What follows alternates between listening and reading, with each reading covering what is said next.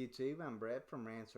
As always, guys, if y'all enjoy our content, don't forget to like, subscribe, and leave a comment down below. We're on the road to 1,000. We hope you guys will help us get there. Alright, so we made it to Season 3, Episode 3 of American Gods. This is our review for it. Overall, I will say I didn't really enjoy this episode like I've enjoyed some of these other episodes. I thought the first two episodes were amazing. This one to me was a little bit slow for various different reasons. But it's still good. Like, there was still some moments about it where it really showed progression in Laura's character. While I felt like it took Shadow Moon back a step as a character, he was kind of more of a bystander this episode, and I kind of was hoping that they would push him more forward. I didn't really enjoy I think her name is Marguerite. I didn't enjoy his dialogue with her. I don't think those two go good together. There was one interesting moment with Shadow Moon towards the very end, but besides that, he was just completely and totally out of the picture. But let me just go ahead and get started on this episode. I really enjoyed the intro scene to it. Those first few scenes where you see this desperate family, a woman and her two daughters, trying to survive in Pennsylvania in I think it was 1765, and they must be Greek immigrants because she had this book of spells basically to bring, to help her with the harvest god Demeter, bring back that. And of course she had to do some really weird sacrificial stuff to bring Demeter back. But that was just like an eerie scene when you see this corn doll that she places up there, and you see her spreading the pig entrails and all that all over the ground, and you see this corn doll just sitting on this mound, and all of a sudden, this fire comes up, and then the corn doll just starts coming to life. You just see her ripping the face off of it, and then there's this beautiful woman underneath that grows the crops instantly, and really places her hand on the woman and lets her know that everything's going to be okay. I thought that was a really interesting scene. From what I know of it, that is an actual ritual or similar, but it's based off of an actual ritual that actually did take place for the goddess Demeter in ancient times, with the whole pig entrails and spreading it across the fields. So that was kind of an interesting little part to it. It started off great, but then it seemed like after that it just kind of got a little bit too slow for my liking, with a lot of different storylines that was taking place. And I'll say this, and I know this is maybe just kind of a little bit off topic, but Tyr is something, I don't know, I have in the back of my mind, and I don't know why. I feel like somehow Tyr is somehow responsible for that death metal band's deaths. I don't feel like he's as loyal to Wednesday as what he was appearing to be. I think in a way he's going to probably be a traitor further on down the line. Now, I'm not saying that he was naturally the only suspect in that death metal band's deaths, but it was either that or either some of this new gods taking out this death metal band for enhancing Wednesday's worshippers, which would be cool either way. I would kind of like to see maybe Tyr as a villain in this, where that maybe he's blackmailing and maybe he was partly responsible for that. Because they did show, some previews of him, at the beginning of this episode, where of the episode that he was in, and he's got, that, of course, that connection to Demeter. And, of course, that's going to play a huge role in this episode, and I think it'll play a huge role later on down the line. I really enjoyed the back and forth between Demeter and Mr. Wednesday. I thought those two were superb together. They really like most time, Mr. Wednesday is not maybe not the trickster god, but he acts that way sometimes. Like he has this way about him of just manipulating those around him. And when he went up there to Demeter and he was like, "Hey, I need you. I want you back for this, this, and this," and you could tell that Demeter really wasn't buying it. And I kind of felt like that was the one moment from all three seasons, and the only moment I can think of where Mr. Wednesday actually kind of felt like he was groveling a little bit, like he was out of his realm, like his normal trickster ways manipulation wasn't working on her, and that she was maybe not an equal, but a better of his.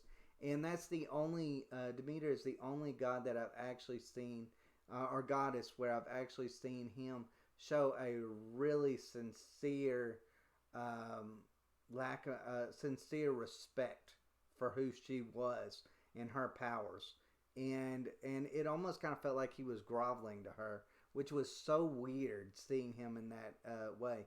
But I just enjoyed the back and forth between the two. I thought they were excellent together. They really got some chemistry between those two. Ian McShane and I forget the actress's name. I've seen her in numerous things, and she's a fabulous actress. I don't personally know her name, but I'm looking forward to these two characters interacting in future episodes. But yeah, I mean, man, where do I go from here? Uh, the uh, the purgatory scene. That elevator scene was a little bit. I almost kind of thought she had gone to hell for a second because of the way the grimace. When talking about Laura, I almost thought she had gone to hell simply because of the grimaces on the face of the people. They really, they looked like they were just tortured souls that were just completely and totally lost. And then, of course, you arrive, and of course, you're going to have a bureaucratic state in purgatory. Like, that just was so perfect in every single way, where no one really knew what they were doing, and it looked like people have been waiting around for generations to get out of purgatory, and they're just stuck in the same place. And to me, that just made so much sense for a purgatory-like place to be. A place where you're just waiting around, and you're not. There's no authority figures. There's nobody that is in charge that's letting people know, okay, these are the people that can now leave. These are the people that are stuck here. It's all kind of like almost going to the DMV, where you're just waiting in this long line for eternity, and with really no chance of really getting out. Like, to me, I just thought that was just a perfect representation of purgatory. Laura Moon in this in this episode, really was good. Really was good. Of course, as many of y'all know, if y'all seen any of my other reviews off American Gods, I'm a huge Laura Moon fan. I thought the actress that plays her does a fabulous job.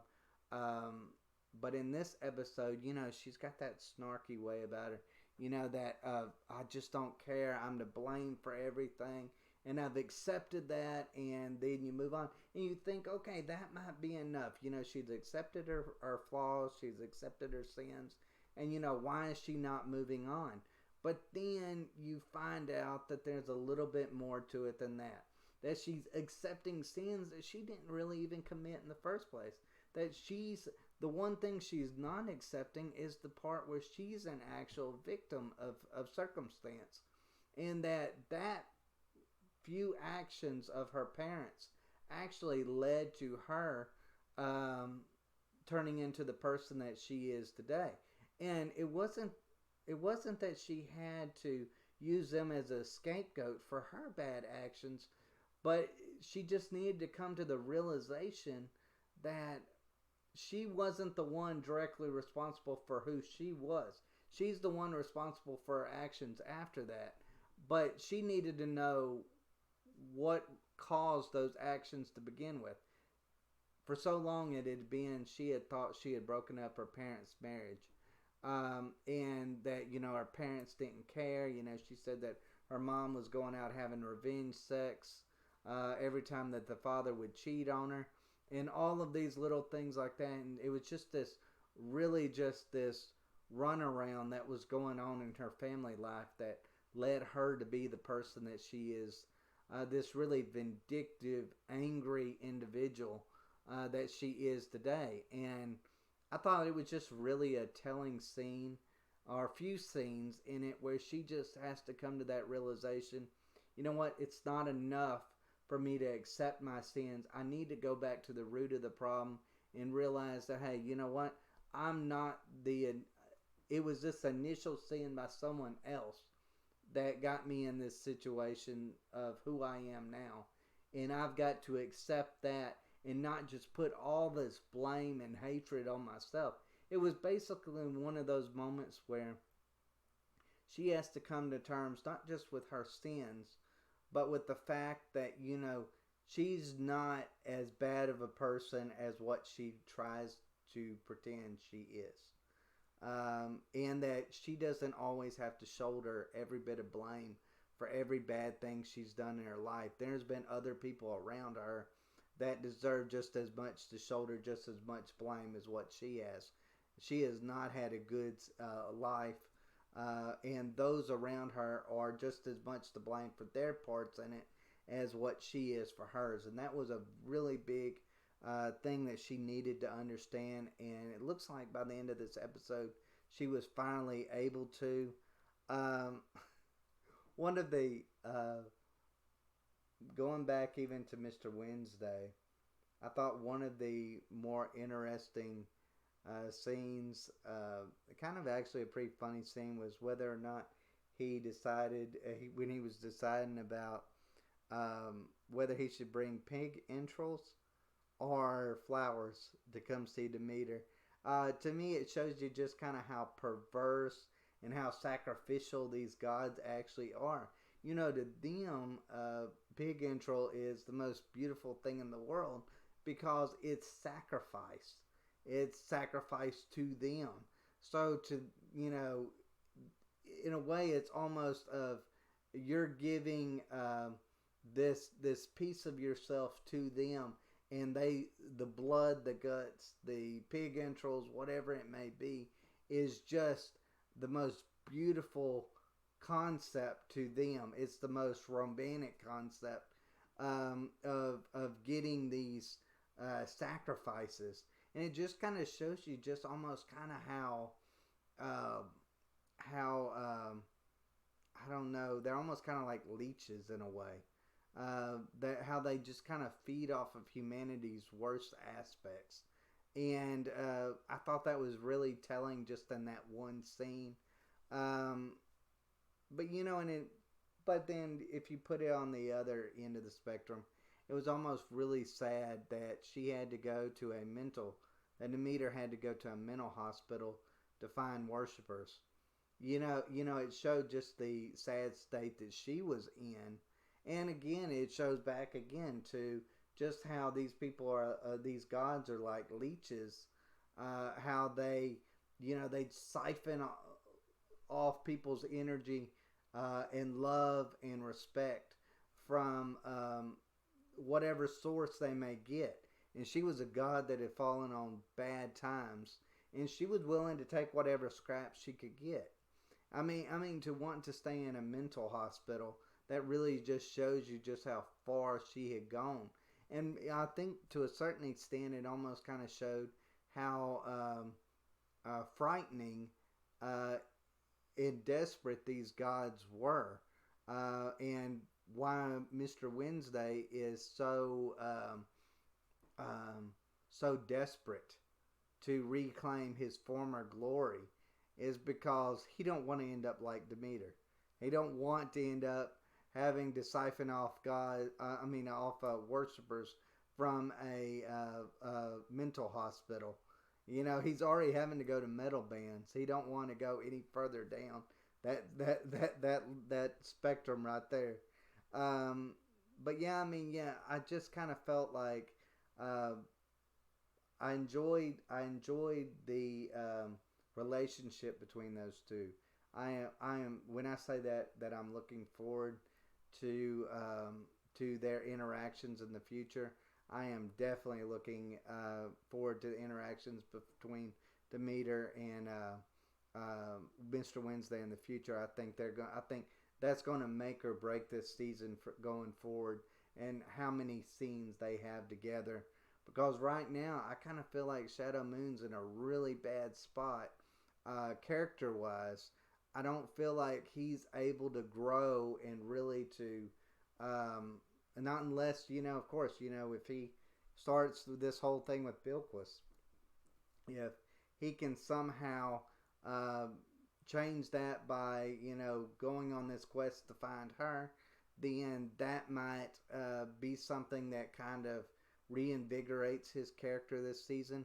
But overall, I just feel like his character is kind of in no man's land right now, and I'm not really liking where it's going. So I feel like someone else maybe needs to pick up the slack, since we don't have Mad Sweeney and we have kind of Laura in Purgatory right now.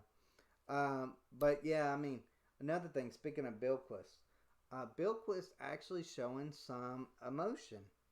A lot of these gods I've talked about. A lot of these gods leeching off of humanity, but Bilquist actually shows her uh, shows some humility and shows some actually compassion and really sadness for murdering the that tech CEO.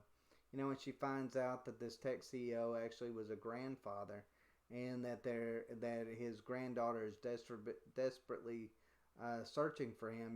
She feels really bad uh, for consuming him. Even though he was a terrible human being, she's starting to show emotion.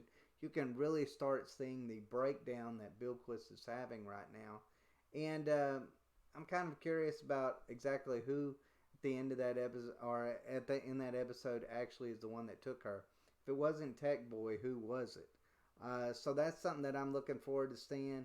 Um, I don't really understand, even back to the Shadow Moon thing. I don't really understand his connection with this supermarket and with these African goddesses. I don't know if it has something to do maybe heritage wise. I don't know if even when he goes into that freezer, if somehow that has to do with, these African gods on one side and then the Norse gods on the other side, that with this, snow and all of that stuff that's going down. I don't know if there's any connection there with that. I don't know if that was supposed to have been the connection. I really don't understand the supermarket scene. I wish that they would explain it more. I thought it was a really cool scene last episode, but this go around, I'm like, okay, now they've shown it enough. We need to know a little bit more about it. I know it has something to do with Bilquist, but I want to know why it's imperative for him to find her. But we'll just have to see. But yeah, I mean, overall, I enjoyed uh, most of this episode. But like I said, I just felt like Shadow Moon, and I think her name is Marguerite. I felt like they are just don't go well together. I hated the dialogue between the two. I hated the conversations in every single form and fashion. I know they were supposed to be kind of funny and things like that, and I was like, I didn't like it. I didn't even enjoy Shadow Moon's conversation with, I think it's the sheriff of that town. Like I just felt like, what was the point of that? He's the new guy in town, and they were somehow trying to make some kind of racial aspect to it. I kind of felt like that was just a road to nowheres, and really didn't need to be in there. I kind of felt like Shadow Moon really hasn't gone down the racial aspect of things very much. I kind of felt like that was more Mr. Nancy's territory, and maybe even Bilquist to a certain extent. So I kind of felt like the dialogue between him and that cop in that aspect was just kind of it didn't work. It didn't work because we hadn't really seen that much from a racial aspect of Shadow Moon's character. So I didn't really enjoy even his conversation in that way. Um, I just kind of felt like he's a weak character these last this season. Uh, and he first two seasons he was one of my favorite characters. Of course, he's the main character. He's the main protagonist. But I just kind of feel like a lot of these other aspects, him just being stuck in this town, it's Wisconsin town. There's not a whole lot going on, and all these other characters are doing all of these things around him, and he's just kind of, I don't know, eating pastries and looking for missing girls, and not even really doing a good job of that. It seems like he's just more standing around than he is anything. So I mean, I just don't really enjoy his character so far this season. I think it's one of the weakest parts of this show. Um, Speaking of that town, Wisconsin town, I just kind of felt like the scene in general. I didn't, like I said, I didn't enjoy it with Shadow Moon perspective, but it really kind of, this is a town that's had a lot of missing children over the years, and you could tell they acted like they acted like it was the first time they had ever done anything like this. When of course he's going through the records and he finds that there's more times than not that they've endured this. So to me, that should be kind of telling the way they characterize the search of how they kind of bumbled it around a little bit, acting like this is just some innocent town that's never experienced anything like this before. I think that should give Shadow Moon a little bit of pause right there. But I've enjoyed aspects of that town with Shadow Moon. I just kind of feel like he's just stuck there, and it's almost like his own purgatory. Like he's stuck there, and his character can't get out of there to do anything interesting. But overall, I enjoyed this episode. I'm looking forward to future episodes. I would give this one like a 6 out of 10 if I had to rate it.